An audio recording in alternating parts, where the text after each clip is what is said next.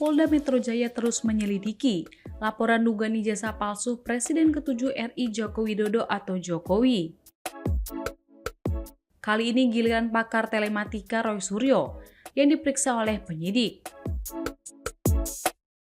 Ia menjalani pemeriksaan di Direktorat Reserse Kriminal Umum atau Ditreskrimum Polda Metro Jaya pada Kamis 15 Mei 2025. Roy Suryo seharusnya diperiksa bersama dengan satu orang lainnya yaitu ES. Namun yang bersangkutan disebut tidak hadir klarifikasi. Sebelum Roy Suryo, Polda Metro Jaya juga sudah memeriksa sejumlah saksi. Salah satunya yakni seorang podcaster bernama Michael Sinaga.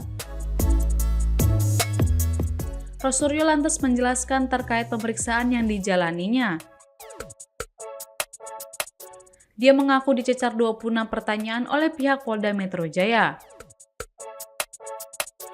Roy Suryo menyebut dirinya juga diminta memberi penjelasan terkait profesinya sebagai konsultan telematika dan multimedia. Selain itu, ia mengaku diminta menjelaskan perjalanan hidupnya hingga pengalamannya menjadi dosen belasan tahun dan politisi.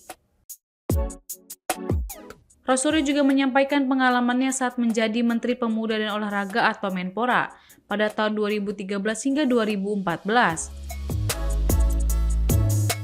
Usai ditanyakan perjalanan hidupnya, Roy Suryo menyebut dirinya sempat ditanya terkait beberapa video. Namun menurutnya pertanyaan itu tidak sesuai surat laporan, sehingga tak dijawab olehnya. Kemudian, Roy Suryo membeberkan bahwa tidak ada terlapor dalam undangan klarifikasi tersebut, sampai ia bertanya-tanya terkait itu. Menurutnya, terlapor dalam suatu laporan penting, jadi dia memperingatkan agar jangan asal berkenan dimintai keterangan. Lebih jauh, Roy Suryo juga menyinggung tentang pasal Undang-Undang Informasi dan Transaksi Elektronik atau UU ITE dalam pelaporan itu. Ia mengingatkan jangan sampai memaksa menjalankan hukum yang tidak semestinya. Tadi sudah menjawab dengan detail sampai sekitar 26 pertanyaan ya, dengan jumlah halaman sekitar 22 lebih ya. Dan saya juga menyampaikan jawaban saya atas pertanyaan-pertanyaan pada laporan. Dan saya juga saya tadi juga sampaikan dalam jawaban ya, saya harap tugas profesional polisi itu persis sama yang dilakukan terhadap saudara pelapor ya. Pelapor itu melaporkan belum ada yang terlapor gitu. Jadi melaporkan atau membuat laporan ini pada tanggal 30 April 2024 dan langsung terbit hari itu juga ya surat perintah penyelidikan pada tanggal yang sama. Ini luar biasa. Ya, kalau ini dilakukan untuk semua masyarakat tentu akan sangat senang. 22 pelaporan itu banyak soal bagaimana dulu hidup saya, kisah saya.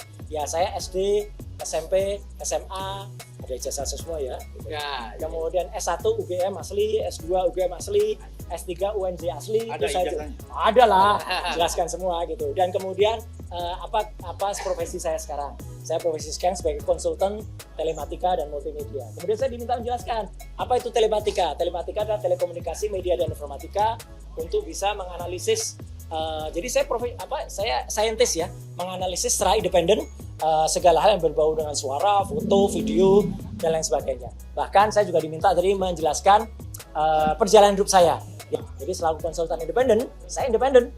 Ya, saya berhak melakukan apa yang menjadi tugas saya dan kemudian saya berhak menyampaikannya kepada masyarakat sepanjang dengan ilmu pengetahuan dan menjadi keterbukaan informasi publik. Itu aja yang ditanyakan tentang itu. Kemudian tentang ada beberapa hal yang lain yang ditanyakan, apakah soal video begini, saya hanya jawab singkat saja.